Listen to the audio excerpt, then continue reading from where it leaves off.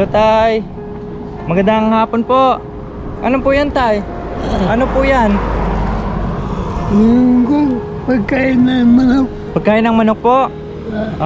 Saan bahay niyo po? Ayun? Pagkain po ng manok yan. Pagkain ng manok po? Yung mga tira-tirang palay po dyan, Lolo. Ito mga ka-MJ, yung tira-tirang palay po, niwalis po ni Lolo kanina. Pagkain daw ng manok. Ito naman po, sa inyo po ito, Lolo? Sa inyo po yan? Sa inyo po? Yung kan, Ha? yung magtitinda dito. May nagtitinda po. Okay. Saan po kayo pupunta niyan, Lolo? Saan po kayo pupunta? Ay, siya nagwawalis na sa gilid. Ay, nagwawalis lang po. Ayan. Ilan po ba anak ni Lolo? Ilan po anak nyo? Meron. Meron. 4. Kayo po, paano po yung pagkain nyo sa mga anak po? Ha? Napakasipag niyo po, Lolo. Nakita ko po kayo doon kanina. Anong niwawalis niyo po, Lolo? Yung mga tira-tirang palay. Tirang palay po? Yan sa gilid. Namater sa gilid. Kasi Makoy, nakita ko dito doon kanina si Lolo. Napakasipag, nakita ko nagwalis-walis ganyan-ganyan. Mga tirang palay pala. Kumusta po ang buhay? Anong pangalan nyo po, Lolo? Anong pangalan nyo po? Juan. Tatay Lolo Juan. Ilang taon na po si Lolo Juan? Di ko alam kung magkano. Ay, hindi nyo na po alam. Siguro mga 80 plus na po kayo, no, Lolo Juan? Siguro. Opo.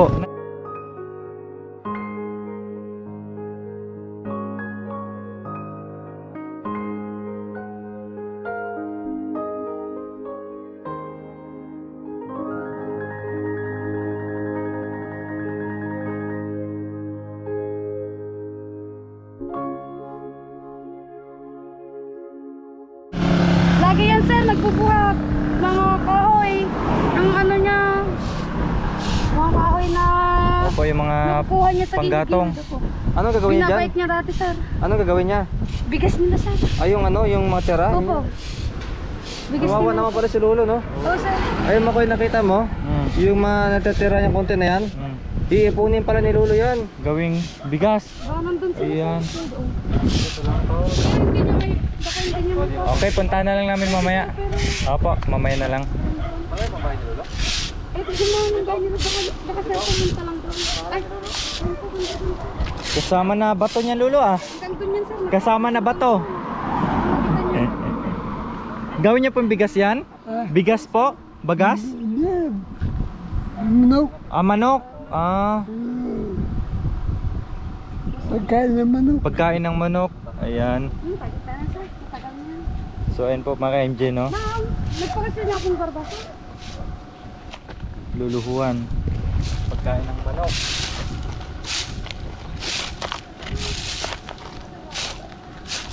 Napakasipag pa rin ni Lolo Makoy, no? Talagang napakainit ngayon, no? Oh, tirik ng araw, Makoy.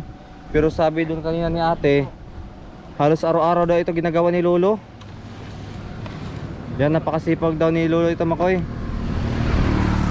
Araw-araw niyo po itong ginagawa, Lolo? Araw-araw po? Hindi. Hindi naman. Misa-misa na po? Minsan-minsan lang. Minsan-minsan lang. Ayan.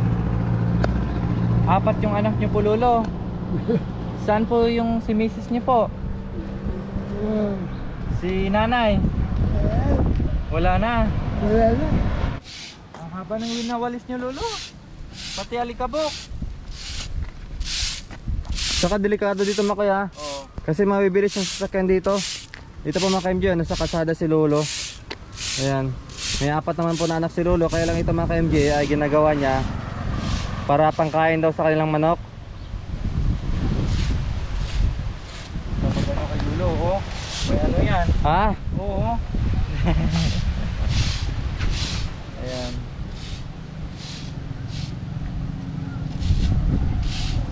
Ayan.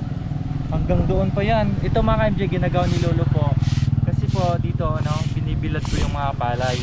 So syempre nilalatag nila dito, binibilad nila. So hindi po maiwasan na may tira-tira.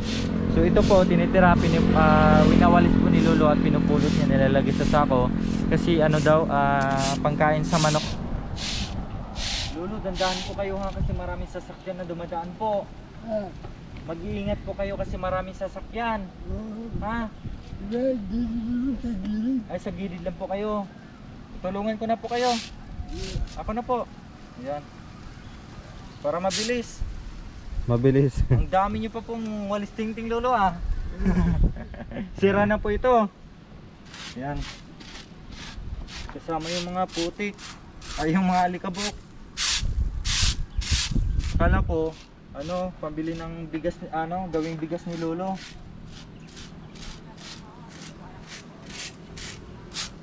Ayan. Mukhang mabilis pa si Lolo kaysa sa akin ah.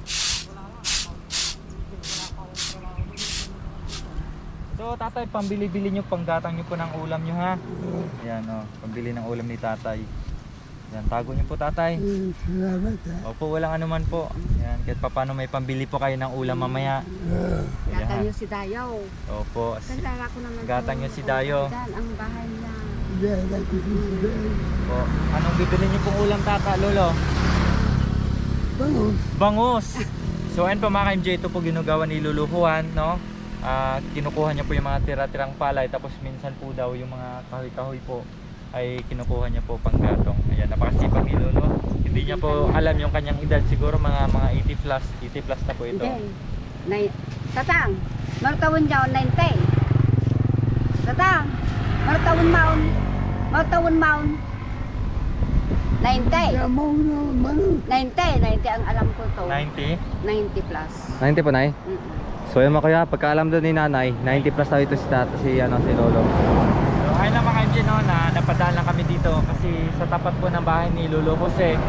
So wala po dito si Lolo Jose dahil nasa Baguio po daw, dahil namatay yung kamag-anak nila, pati yung kanyang apo ay kasama po. So habang pinupuntahan po namin si Lolo Jose, nakita po namin ito si Lolo Juan, kaya nagabot na rin po tayo ng pabili niyang ulam. Okay, yun lang po mga ka-MJ, maraming salamat po. Na kahit paano, nakapagbigay ta kay Lolo. Opo, yun. Pambili ng ulam na, Lolo. Sige po Lolo, mag-ingat po kayo ha. Ah. Sige po. Nanay.